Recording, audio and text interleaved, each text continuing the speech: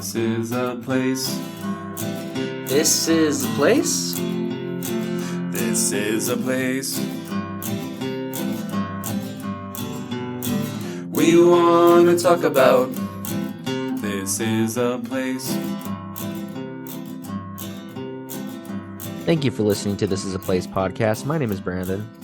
My name is Nate. Is that it? Is that it? Just Brandon and Nate? Whoa. It's been a minute. I was confused for a second what you were getting at, but yes, we like to publicly apologize for the last month and a half.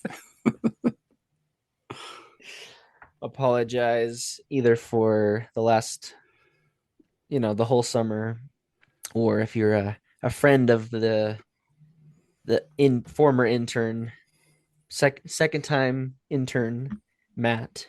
He's no longer with us in podcast form. Because he has taken on a new job as a bacon grease. What was his job again?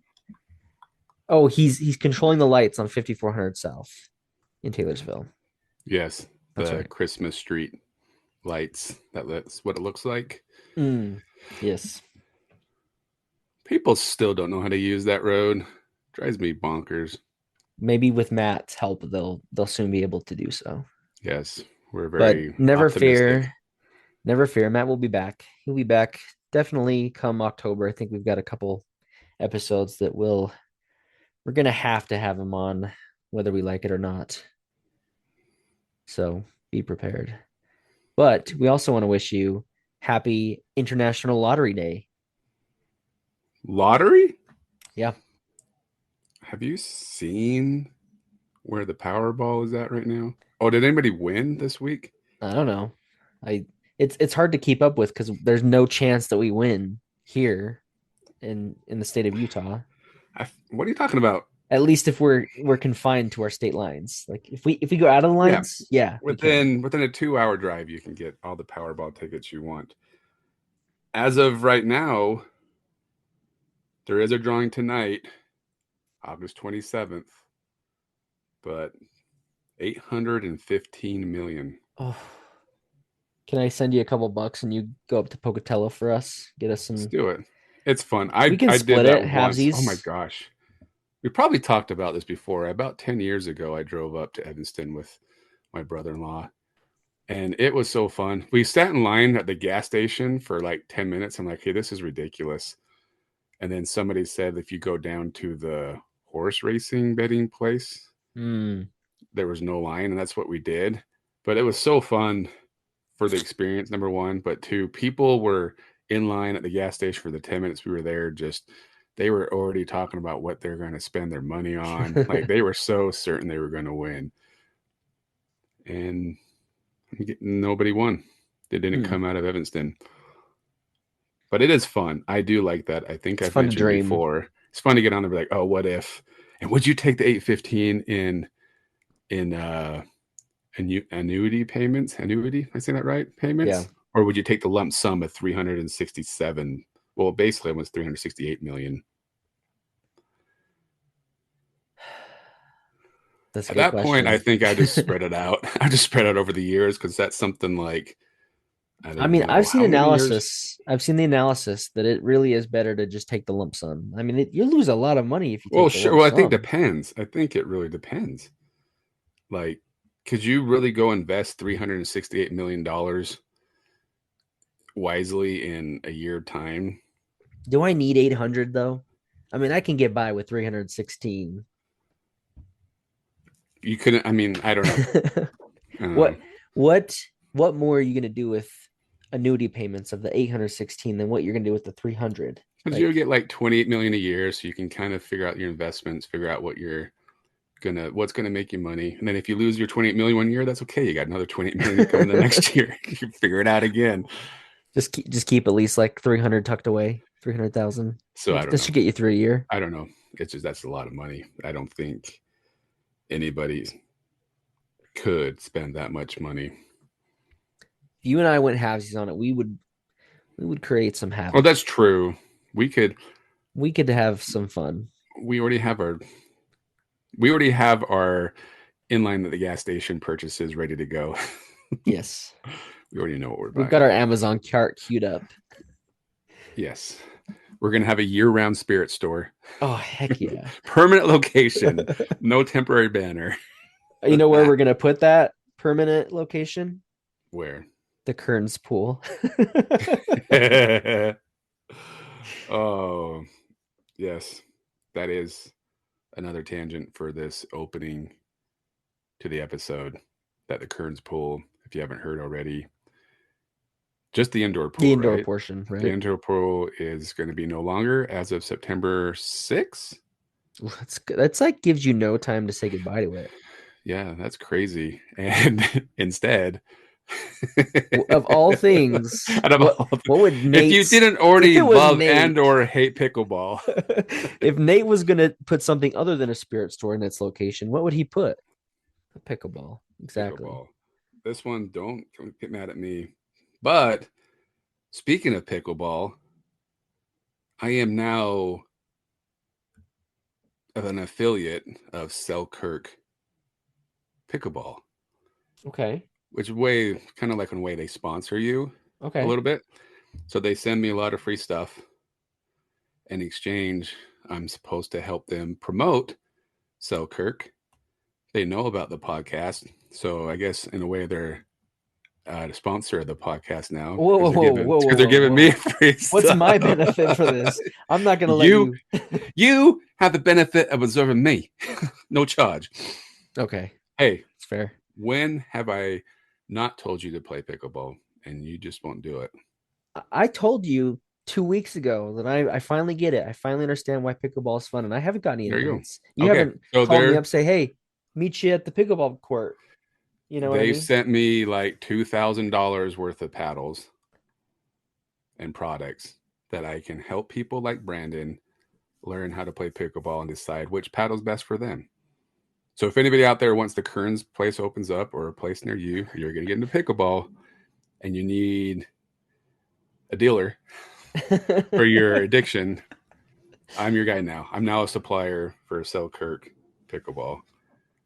And I'm sure we'll talk about it a few more times on the podcast. And then if you need discounts, that's what I'm here for. Yes, but I'm sorry, Kearns.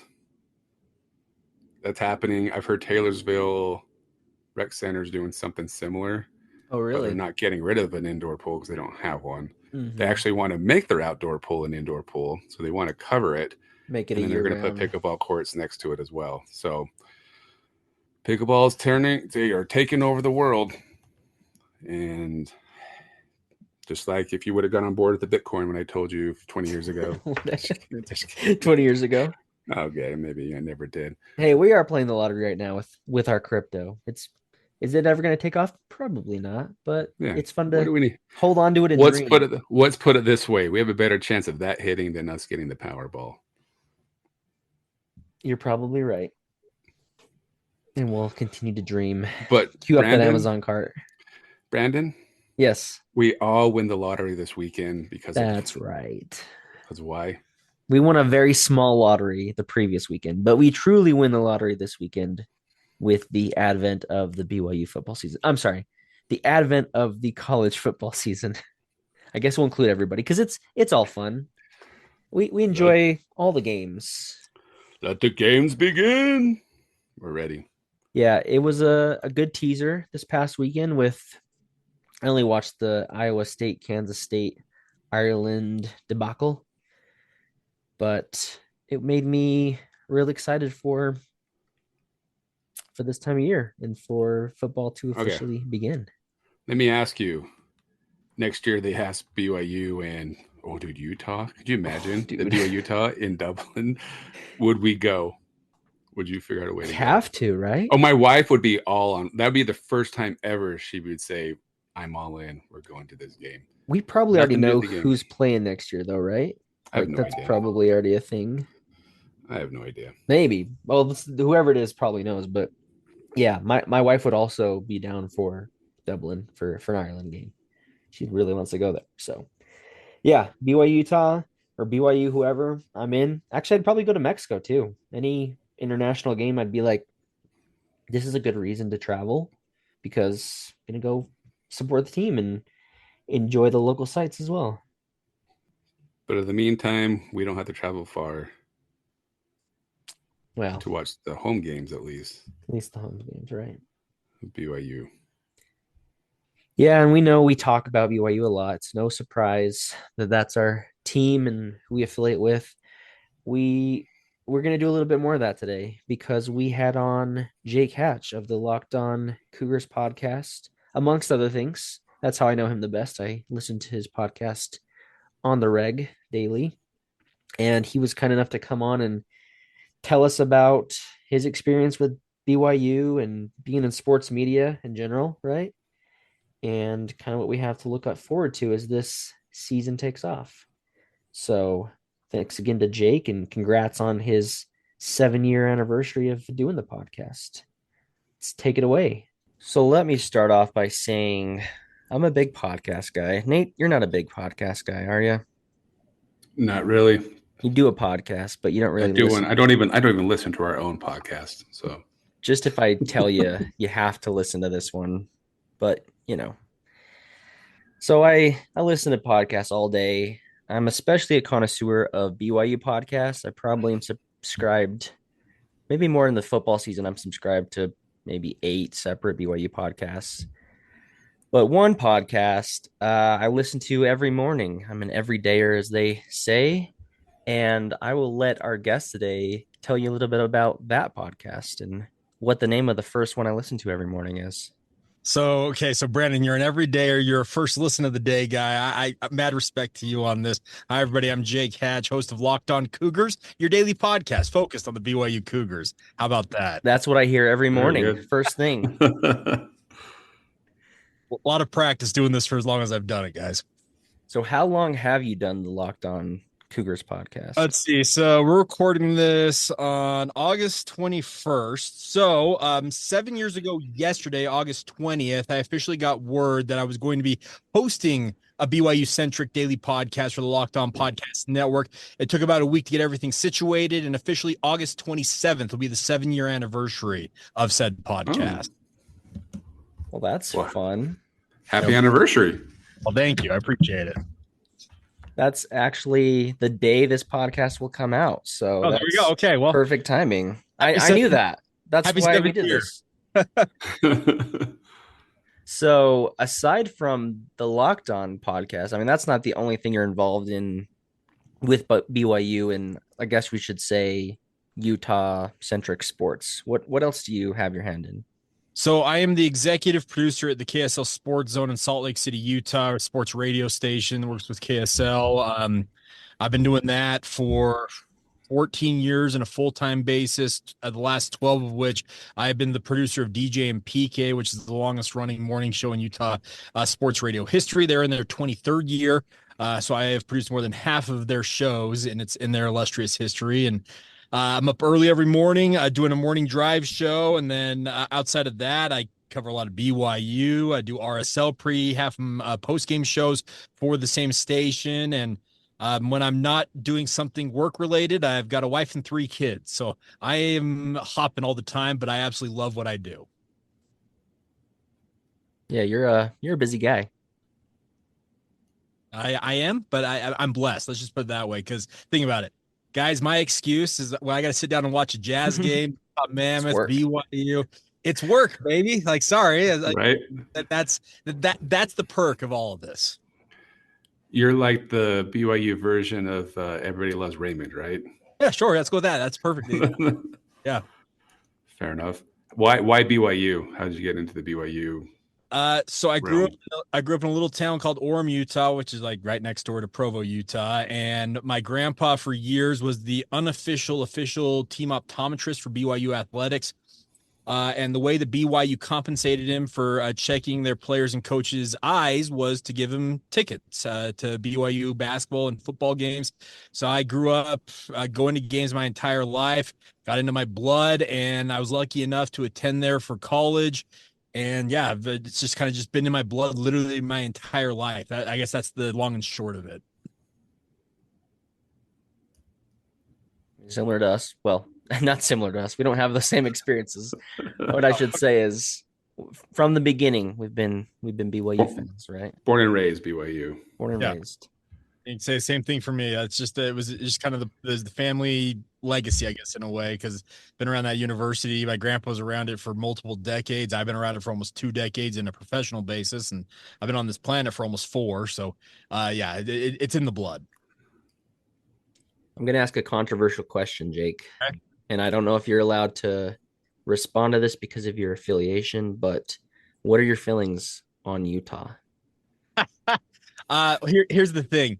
I am a kid who grew up in the 1990s, and anybody who grew up in the 1990s in Utah, there were 2 dominant forces outside the Utah Jazz in the sports universe. Those were BYU football and Utah men's basketball. BYU basketball was absolutely atrocious during that era, guys. Mhm. I got no problem saying that. Come on, they had a 1-in-25 season. I can tell you, I have the rare distinction. I attended a handful of games that year. I did attend that one win they had that season. It was against Utah State in the Marriott Center, so I was there for that. But basketball was so bad that it was too hard not to root for Rick Majerus, the Johnson twins, Alex Jensen, and that Utah basketball squad. So I'm a kid who says I grew up rooting for BYU football, but I did watch and support that Utah running Utes basketball team. So I may not be as ardent Ute hater as you guys want me to be, but in my professional responsibilities, I got a healthy respect for what Kyle Whittingham has accomplished and what he's done at Utah. He's built a championship caliber program. They had a down season a year ago, and we'll see if they can rebound from that. But I can understand that. I do have a healthy respect for the Utes, though. You're better than I am. And Nate's a little bit more along your lines. He has the respect, and he won't be as much of a hater as I am. Right, Nate? Yeah, my story sounds very similar to Jake's. Growing up in the 90s, everyone's like, oh, BYU has football, Utah has basketball. Nope. And they kind of flipped yeah, right? a little bit there. It did and, flip. Yeah. And during, what was it, 97 when the Utes went to the championship basketball game? That's still one of the most heartbreaking games for sports that I've ever seen, which is crazy to think because it's Utah. But I walked out of my friend's house just feeling like very distraught because I think they had it within reach and then just blew it. But I don't have a hatred for Utah, but there's many times where I just don't like them. But I can understand that. I think that my first basketball game was a Utah basketball game. My first football game was a Utah football game. I was cheering for Wyoming in that game, though. At least I had the foresight to do that. But got to give a shout out to my uncles. So my grandma's the one that taught me to love BYU, and I kind of followed her. But my uncles have always been big Utah fans. But they are the ones that have, they took me to that first football game. And for my 12th birthday, I don't remember what it was, they gave me tickets, and I went tailgating with them at the U to go to the what year would it? I don't know what year it would have been, but it was the Johnny Harline game at Rice Cycles. 2006 then, okay. So my first BYU Utah rivalry game in person was that one. And the hate was solidified early on. Well, I was going to say, you went to maybe the best rivalry game in rivalry history as your very first one. You got spoiled, right? I'm a little spoiled, not going to lie. Well, good. Yeah. I still remember that game, Brandon, because I just moved into our house and a couple of months earlier, and I was freaking out. So the neighbor could hear me screaming and yelling and wondering, did they call the cops? Is there domestic violence going on over there? But well, it may have been by myself. Hadn't gone the right way. Well, so here's the thing, guys. I was on my mission in Kaohsiung, Taiwan at my LDS at the time. So not watch it live. I found out exactly what happened, a week afterwards, because in that era, you only got emails. You weren't able to call home like missionaries are now all the time. And so my dad essentially sent me a letter and sent me an email and said, you're not going to believe what happened in this game, and you're going to have to watch it when you get home to really understand what happened. And so I spent another year and 9 months or so waiting to finally see exactly what happened with Johnny Harline and John Beck. So I've seen it enough now. It feels like I was watching it live. I was hearing that type of thing, but I did not see it, and I did not find out about it for about a week until after it happened. Last year was a good close second, maybe with Yeah. you're not going to believe what happened in this game. Yeah. Or we're going to see that replay. Yeah. Like that's probably one of the most replayed games, right? Mm-hmm. Is that one. And now we're starting to see what you said, Brandon, the Utah game. I just saw a Facebook replay of that a couple weeks ago. So both good. Both good. Yeah. It's not fun in the moment, but no. it's fun after the fact. Yeah. No, but we're on the cusp of both teams and college football itself starting this week. And, it's good a time to talk about that. And we're kind of an unofficial, we're nobody's a stranger to the fact that we're BYU fans. And so that's kind of why we let ourselves talk about it a little bit more. But Sure. the season is starting this Saturday. What are your feelings going into it, Jake? What do you think's going to happen? It's a long time coming. Here's the thing. In sports media, we spend 9 months of the year talking about the season we're about to embark on, and the ish months we get of it fly by faster than literally any other sport. I cover hockey, I cover NBA, I cover all these different things in my sports radio job. But college football season, the most finite, shortest season that we have in sports, and it legitimately flies by. So I am super, super excited that it's here because it is a long 9 months talking about all the different things. And then finally watching it play out on the field, it feels like it flies by way too quickly. So kind of one of my goals this year is to really hopefully be able to enjoy college football a little bit more. Now, in the industry I work in, that can make it very tough because it's 24-hour news cycle and things are turning over so quickly that you have to move along. But I'm going to try and endeavor to enjoy it just a little bit more than I have in past years, because too often it consumes my life, but at the same time, it feels like it flies by. It's a good way to put it. I agree. It's almost, I always say it's almost a little depressing for me once the NBA season ends, because then you just have baseball, which is fine. I like baseball, but it feels like sports just kind of goes on hiatus for a few months, and then you get that energy when football comes back. And then it feels like it was always there, but then it's only 3 months long. But it's better than Christmas. Yeah, it's a ton of fun. I'm a big Christmas fan, but it's right up there with it. Yeah, 100%. It almost feels like, and again, it may be more for me because I consume constant sports media, but there's no shortage of storylines and headlines all season long regarding the football season. So I'm sure that's a positive for you and your industry, because it's like, well, it's what we want to talk about, and they keep giving us things to talk about. Well, and that's the thing about it. We're in the storytelling business. Like, we want good stories out there. And that's the thing, is we've been lucky enough to have a lot of good stories this offseason, some good, some bad from the BYU perspective with the Jake Retzloff deal, et cetera. But the nice part was it felt like there were very few what we call lulls in the sports cycle in terms of the college football realm this year, because there always seem to be different stories. There's always the ongoing talk about transfer portal. There's NIL.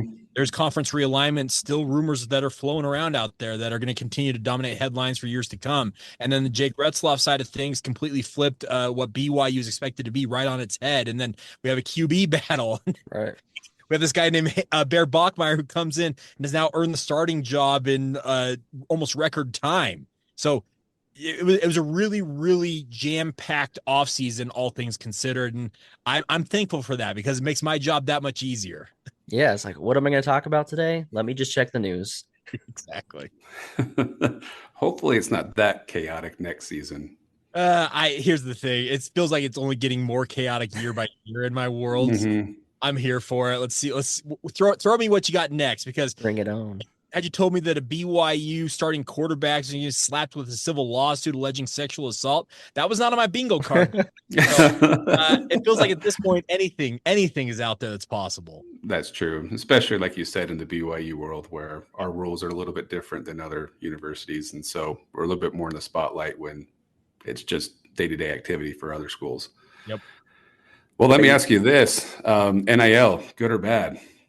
I'm a fan of it. If you're going to create a multi-billion-dollar industry out there, and the principal, I'll call them workers because that's what they are, they're performing the work, don't get more than just like an infinitesimal fraction of a share of that money, it's not right. I think NIL is the right thing to do for these players. Now, is it being used to, against the spirit of why it was implemented? Sure, but that's the nature of college sports, college football in particular. It's been rife with all of the graft and just the seedy nature of it all for years, decades, in fact. But the fact that it's above board, I appreciate that side of it. I wish there was a little more transparency in terms of the overall figures and these dollar amounts. I think at some point there will have to become a reckoning with that in terms of like we actually know what these players are making versus the rumors of, hey, did you hear that AJ DeBonce is making $8 million a year, guy? Just, like, tell us the exact figure. We know about it in the NFL. We know about it in the NBA, MLB, NHL, all the major sports. They have that out there. And I think at some point there needs to be a reckoning on that front. But overall, the base level, NIL, absolute positive, and I'm all for it when it comes to student athletes. Fair enough. Do you think there should be any regulations put in place or a cap, or you just because really we're becoming and I get it because forever college football or sports in general was just a minor league system that what the NFL's like, wait, thank you for developing these players and we didn't have to subsidize it or help and pay in any way. And it's kind of sad that these big players could be making millions of dollars with their name and they were basically on Section 8 housing because they couldn't afford anything. So I get it, but I feel like I don't know. I'm a little nervous that it's going to get out of control. And you're kind of starting to see that a little bit, but there needs to be a balance somewhere in my opinion, but I don't know what that looks like.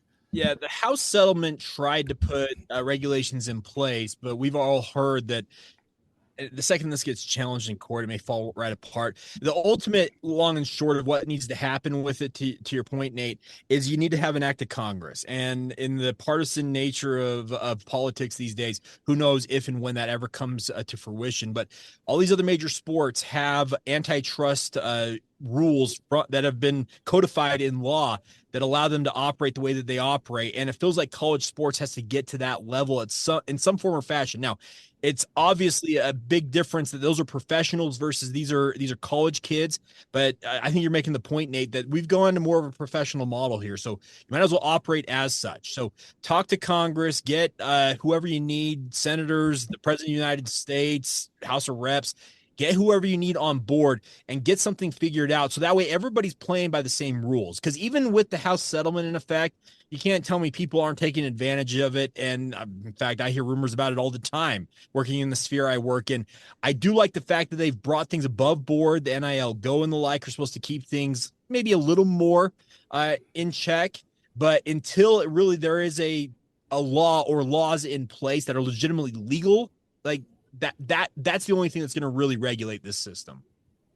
Yeah, we're lucky at BYU and we're loving the basketball aspect of it, sure. Right? I don't think they realize that we have a bunch of billionaires that graduated from BYU that like sports. So that's been nice, but I feel bad for the smaller universities that may not have that luxury. And it's just weird. It's just like you said, it's becoming a professional sport. It's not college football as we knew it growing up in the 80s and 90s, but it is what it is, and I think it's a good thing, but it's also a double-edged sword at the same time.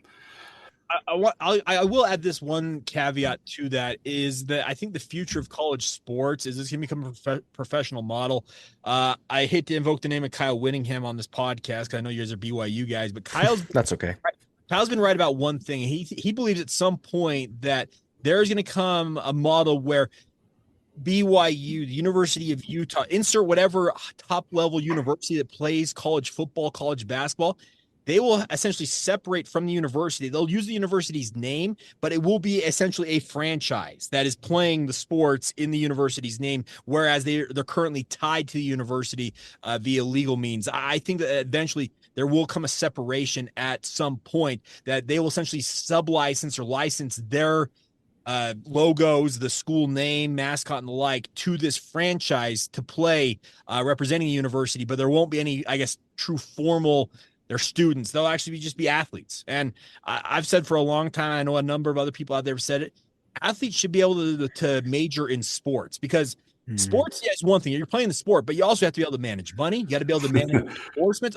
You have a small army of people around you who are helping you manage what you do when it comes to this sport. So I think that's probably the model we're going to go to at some point. Is it happening soon? I don't know, but I think eventually it gets there. And maybe those G5 schools that don't have the billionaires or the means, maybe that becomes what it was. It'll be a what college. Mm-hmm. Yeah, exactly. It'll be a breakaway league for the top tier, but then you're right. The lower, like the G5s, the FCSs, they will still play the, I guess, traditional, what we used to know as amateur college sports, even though it's not amateur. And then feed into the bigger universities as those breakout stars. So it becomes like baseball. You got the AAA, AA, single A, whatever. Yeah. But yeah. Be nice if they just made up their minds and we can just have it so we know what's going on instead of all the uncertainty. But again, more storylines for you to talk about on a slower news day, right? All in the name of content, gentlemen. That's what we're here for. So you have kind of a unique position. So let's see, it was a few years ago we talked to Jerem. We had him on the podcast, and he's like BYU media, right? So what do you think is the real difference between, or I mean, I'm sure you interact with people like him, but like the difference between what you do and what someone within BYU does?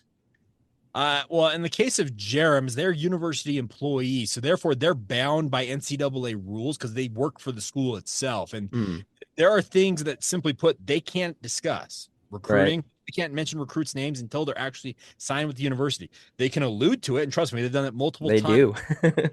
But they can't use the actual name for fear of running afoul of NCAA rules, which, in my opinion, is completely bogus, but that's the NCAA in a nutshell right there, guys. But my thing is, I am fairly independent, especially on my podcast. Locked On gives me a lot of freedom to explore what I want to explore. I come up with the topics. I produce my own show. I have people all the time like, so, hey, who produces your show for you? Me. Who puts it on YouTube? Me. It's me, myself, and I doing what I do, but I'm lucky enough to have the freedom to explore the topics I want to hit. And I have a good feeling for what is newsy or newsworthy that I obviously play to on the podcast, but I do like the latitude I have to be able to cover what I want to cover when I want to cover it. Yeah, and you don't have to worry about stepping on even BYU's toes. Like, what are they going to do? Well, They have their say on things from time to time. Trust me, I've had some phone calls from certain members of BYU down there. But let's put it this way. If you're in media and you've never gotten a phone call from your sports information director or somebody at the university, you're doing it wrong. Nate, we got to make more people mad. I mean, I know not maybe BYU, but we need to get some phone calls. We make people mad. They just don't tell us. Yeah, that's an interesting dynamic. But I mean, you still do have, the access to BYU and the players, which is great. What's the wildest, maybe like on mic or off mic thing that you've had happen while covering BYU? Oh, geez. There's been a few. Mason Wake, when he was like a walk-on freshman, I interviewed him because BYU was playing Boise State that year, and he'd been recruited by Boise and been committed there at some point, and I knew that backstory. And I got him on a mic, and he said it into a mic. He's like, I want to go up there and kick their ass. That's what it said into a hot mic, because they had essentially, he said, they ghosted me. Like, they stopped recruiting me straight up. And he said, he said, growing up, I was a diehard Boise State fan. I dreamed of playing for that university. And when they ghosted me, it hurt. So he said, I want to go up there and kick their ass. And I'm like, all right, I like this a lot. Now, there's a lot of conversations you have, obviously, both on the record and off the record, to use the technical term. But stuff like that, you never forget it. I will always remember when Max Hall did the I hate Utah, I hate everything about them. I wasn't working in media. It was actually the year or two before I finally broke into the media. But I was a student at BYU, and I remember hearing that, and I'm like, oh, my goodness. He went nuclear. Like, this is crazy. But those are moments you never forget when it comes to doing just sports as a career. And the funny thing about it is, you hear a lot of stuff. Trust me, I have people in my DMs all the time. Hey, Jake, did you hear this about BY? Did you hear this about? And I'll be like I'll kind of look at it, and I call it a sniff test. You look at it, you say, okay, does it pass muster? And if I feel like it's worth following up on, I have some people I can usually reach out to, sources to use the term. and see, hey, is this legit or not? But a lot of the stuff, I'm able to sniff it out right away and be like, yeah, that's completely bogus. We're going to move along here. We're just going to ignore that. But it's an interesting world to exist in. There's zero doubt about it. Yeah. Well, do you ever get insider trading, type stuff where you can't say anything or I have been asked multiple times that hey, I'm going to tell you this, but do not say a word about it. And a lot of times they'll say, do not say a word about it until such and such a date. To use the industry term, it's embargoed information. You can't talk about it until whatever time or whenever and there are certain things that I have been told in the past about BYU stuff that I'll take to the grave with me. Okay, here's the funny thing, guys. So my wife, we've been married for 10 years, and I literally broke into the industry the same month. I started producing DJ and PK the same month I met her. She's literally not known me to not be doing what I do today, and that's working in media, covering BYU, doing sports radio. She has people all the time that find out what I do who are like sometimes, and they're unabashed in asking certain things about me to her. And every so often she'll get a question like, hey, do you know who Jake's talks to as his sources? And she's like, no, I don't care. My wife is a former Division I athlete. She played softball at BYU, and I use the term all the time. She's the real athlete in the family. I just happen to talk about him for a living, and it gets a chuckle from everybody. It's a great line. I love using it. But she has been at the highest levels of college athletics. She played Division I softball. She was on a full ride scholarship. She's lived the life of a student athlete. Now, not the same level as college football or college basketball, but to her, she's like, okay, it is what it is. But she's like, do people bug you about? I mean, I'm like, you get more questions about my sources than I do. This is awesome. It's fun though. It's fun. I have a BYU chat with my brother and brother-in-law and his kids. So there's about 10 of us on there, and it's fun. My little brother is hardcore BYU. Okay. He's one of those guys that talks about people that before he was born, like he's that into it. He talk about stats. Okay. And it's always funny to hear him say, my sources say this, my sources say that. And you're just like, who are your sources? Okay, here's the thing. Sources can come from anywhere, and all it really takes to become a source is to be right on your information. That's all it is. They're anonymous, and they can come literally out of the woodwork. Trust me. There have been times I've been, like I said, I get DMs and they'll say something, and I'll be like, okay, I don't even know who you are from Adam, but and I follow up on it, and the information's good. And so yeah. Sometimes he's right, sometimes he's not, and sure. It's fun. And it's funny because sometimes I'll get news and then Brandon will shoot me the exact same news over within 2 seconds and vice versa. So it's usually a I should just add Brandon from to the group. Jake. I should just add you to the group, Brandon. So yeah, you should. So I have to send multiple texts, but it's fun. It's fun. The hype and the what ifs and what could be. No doubt. Yeah, I'm what is it? What do you call it? A premium Locked On subscriber. Locked On Cougars Insider Group. There you go. So I get the hard-hitting details from Jake the minute they come. I mean, some of the highest highs and lowest lows that I've got sent to my phone from you. I'll never forget when I looked and saw, I don't remember exactly how you worded, but this is something I never thought I'd have to or really want to share with you guys. But, Jake Ratzloff this is what's going on, right? I remember getting that and thinking, oh, all my hopes and dreams gone. Right. I could tell you exactly where I was when I sent that text, Brandon, because I'll never forget it myself. I had gone over, you guys know the Garden Restaurant, the Joseph Smith Memorial Building, just reopened the Garden Restaurant. I had been invited that same day to go to a preview luncheon, essentially there to be working for Bonneville International. It's part of the church hierarchy. I think you guys understand that. They invited us over. I was literally on the Trax train back over to Broadcast House, KSL Broadcast House, where I work in radio. And I get a text with a screenshot of the story from the Salt Lake Tribune. And I'm like, and I had asked the person who sent it to me, like, that's BS, isn't it? And they're like, no, that's legit. I went to saltlaketribune.com, sltrib.com, looked it up, and then I can tell you exactly where I was standing on that Trax platform when I sent that text to the Locked On Cougars Insider Group. Yeah, it's quite a position you're in to have that access and that insight. And I mean, I'm grateful to have you and for the news that you helped provide me, get me through my BYU focused day. Happy to do it. It's a dream come true. Quite honestly, like I said, I'm lucky that this is what I draw a paycheck from. It's absolutely awesome. It's a dream that I had as a kid to work in and around sports. So I'm living the dream, guys. I would agree with you. That would be fun, man. If I could go back in time, that was always my dream. If I can, and I should have thought of that. I'm like, if I can make money playing sports was always my thing. I'd play whatever you want me to play, badminton, ping pong. If I can make a living at it, but I never thought about your side of things. That would have been a smart move, but too little, too late. So I'm sure Brandon already knows because he listens to your podcast every day, but what's your crystal ball say for this season, for the football season?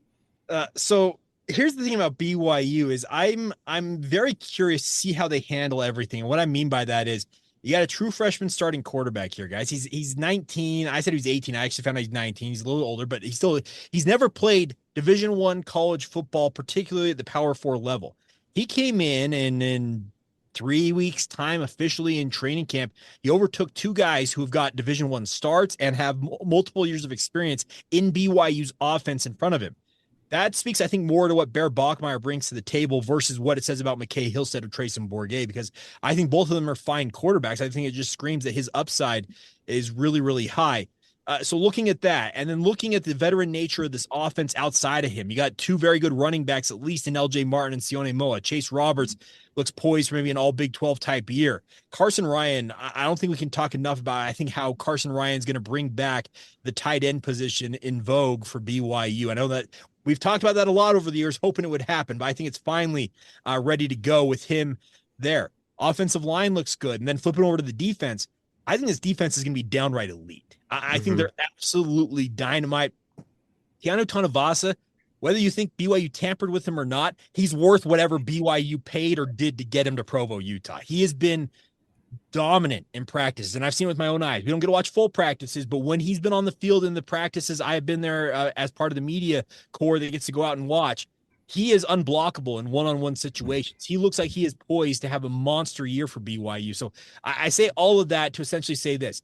I think this is a BYU team that's being underrated by a lot of people nationally because they kind of look at it, oh, you jettisoned your quarterback, you're starting a true freshman. Okay, downgrade BYU. Maybe they get to bowl eligibility.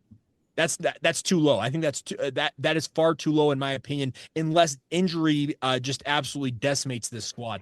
I think that this is a 8-4, 9-3 type team, and if the Big 12 is as topsy-turvy as it could be, because it showed itself last year, there were 7 teams going into the final week of the regular season last year that had a path to playing in the Big 12 title game, and if it's like that this year, if you're sitting at 8-4, 9-3, you could be right there in the mix once again. And hopefully we control our own destiny and that would help. Can capitalize on it, right? Yes. And then real quick, what do you think is going to happen with the Utah season? Like, they're going to lose all their games, right? Do we even care?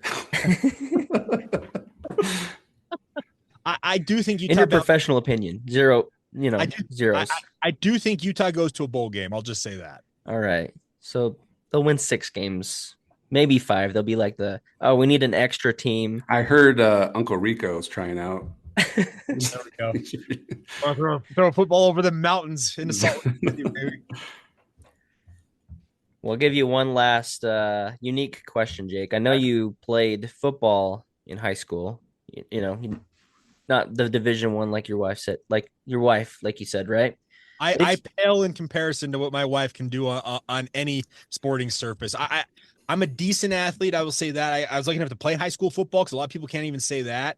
But what she can do with a softball and what she can do just in terms of overall athleticism, I pale in comparison. And the best part about her, I'll brag about her for just a minute, is she doesn't think it's a big deal at all. I'm like, you don't understand. You're like one of the 1% of the world population to have done what you have done. And she acts like it's no big deal, but I admire her humility about it.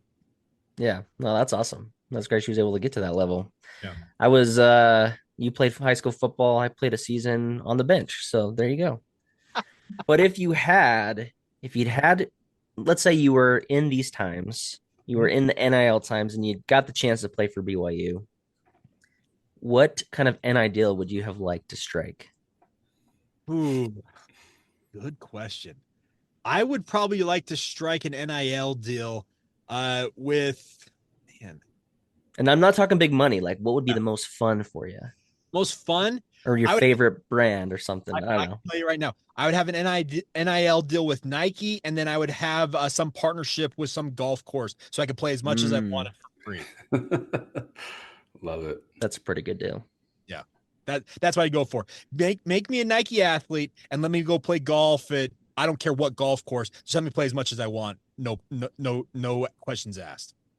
The comforting thing is, even if any of us at any point were that good and got to be on a Division I team or any team for that matter, we wouldn't have made the cut for any NIL stuff. So probably not. We can dream all we want. Yeah. Yeah, the closest I ever got was Selkirk is a pickleball brand, and they sent me $1,000 worth of stuff, and I was thrilled. Like, it's the closest I ever got. That's pretty big. Yeah. I like it. $1,000? Like, come on, that's awesome. Yeah. So I'm like, 45 years old. Maybe when I turn 50, I could go pro, and well, by then pickleball will be too advanced for me. But yeah, it would be nice to have some little attention for your athletic abilities. So I'm jealous of your wife. For the time being, just keep the dream alive. All right. That's exactly right. Well, thanks, Jake, for joining us. It's been a pleasure to talk with you. Again, thanks for all the updates, all the content you provide. Where can people find you and follow along with what you do? Well, yeah, thanks for letting me do that. So if you want to hear like more general sports radio, check out the KSL Sports Zone, 97.5 FM, 1280 AM here in Salt Lake City, but it's also available to stream wherever you want in the world with the KSL Sports app. But then if you want my BYU-centric stuff, it's called Locked On Cougars, daily podcast, part of the Locked On Podcast Network. It's on YouTube. It's wherever you get your podcasts. We've had a really, really busy offseason, as we already talked about with all the news that BYU involved. But the best part is, the fun times here, games. We actually get to talk about games, and that's what I'm here for, everybody. So check it out. Locked On Cougars on YouTube or wherever you get your podcasts. Yeah. And I will say it's a little weird to hear your voice at this speed because I'm a 3Xer. Oh, you a 3X? Wow. Yeah. I can barely handle 2X. So. I listen to 8 BYU podcasts, Jake. I got to get through them. I got to get on my content pretty quick. I'm a 2X guy, and I'm with Nate. 2X is about where I max out, where I can actually like consume the information. So props to you for being able to do it at 3X. Yeah. Brandon will send me clips sometimes and forgets that he has it on 3X, and I'm like, I have no idea what they just said. I've started slowing it down for you, so thanks, at least I have the decency. Yes. Well, thanks again, Jake, and good luck as you go into the season, the extra busy time of the year for you. But I'm sure it's going to be a heck of a ride. Busiest time of the year, but also the funnest time of the year. Thanks for having me on, guys. Anytime, reach out. All right. Sounds good. If you have any inside secrets, let us know. Yeah, it's exciting to hear about it. And, I know he's a BYU guy, but he's going to be a little more optimistic about where things are heading. But I don't know. I feel optimistic about this season. I just feel a little nervous. I hate it when seasons are overhyped, where we feel like we're going to do amazing, because then it's just disappointing. Well, that's the good thing about this year is it's not overhyped because they're downplaying it because of the quarterback situation. Hopefully. But I just remember one year, I didn't bring it up with him. What was it? The perfect season T-shirts. Oh, the Quest for Perfection. Quest for Perfection. Yes. And my season tickets were in the north end zone. And these kids bought season tickets for this season, obviously, for the year. And they traveled from, I can't remember where, like Washington State or something like that. Season tickets, and they're traveling from Washington? And they were planning to come to every game because this was going to be the year they're undefeated. And we lost that first game, right? That first home game. And they were saying so many words. So many things. about how mad they were. Because, to think about, like, you have your next 2-3 months planned, like you have all these road trips planned and stuff, and now you're like, is it even worth it coming out anymore? But it was, I think I saw them maybe once the rest of the season. Yeah, the Quest for Perfection. That was, oh man, I was so excited and so disappointed. I had a shirt. I even had the Quest for Perfection shirt. There you go. I guess it was like the game day shirt or whatever, but yeah. And then the one season I had season tickets myself that I, paid for and was going to every game in theory was the 2017 season. One of the worst ones that started with Portland State. And early on from that game, we knew it was not going to be a good year. So here's hoping that's not the case this weekend. Here's hoping that whatever team you affiliate with, whoever your allegiance lies to, even if it's Utah, hopefully it's a good, fun beginning to the year for you. So tell us which game you're most excited for this weekend. Or let us know if you really do hate Utah like Brandon, or you stop listening. You're not going to be able to tell us. Or if you really, really hate BYU. If you know someone who stopped listening because of our love for BYU and or... I know one guy that listens and he hates BYU and really loves Utah. So there's that. Mm-hmm.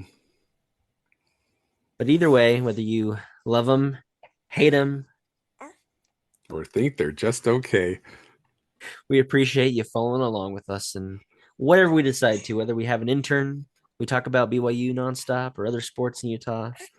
But I can guarantee we've got some fun episodes coming up. We've been busy this summer. We were doing Lagoon for every episode for every week, but we went on a couple field trips this summer, and so we've got some fun stuff queued up for you. Goodness.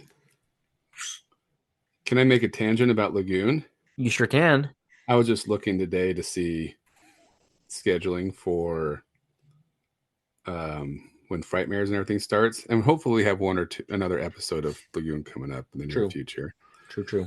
We have a guest that we're just trying to schedule with. But they're not planning to end Frightmares till November 9th. Whoa. That's cool. We'll see if it makes it that far, because sometimes when the weather turns cold, they just shut it down. Yeah, that gets a little scary as you get into the... And Halloween is on a Friday this year, too. So, I'm excited. We got to get through September. No, September is Halloween Eve, buddy. September's great, too. I know. Well, true. And August is even Halloween Eve. Because I feel like August has been like halvesies. But you got Halloween Eve, and then September's just really football month, and then we get Halloween. So it's like we made it. We made it through the summer. It's game time all around. It's party time. Labor Day is the official start to the best time of the year. Yes, correct. Enjoy the kickoff to football this weekend. And as always, thanks for listening to This Is a Place podcast. And this was a subject we just talked about. What do you say?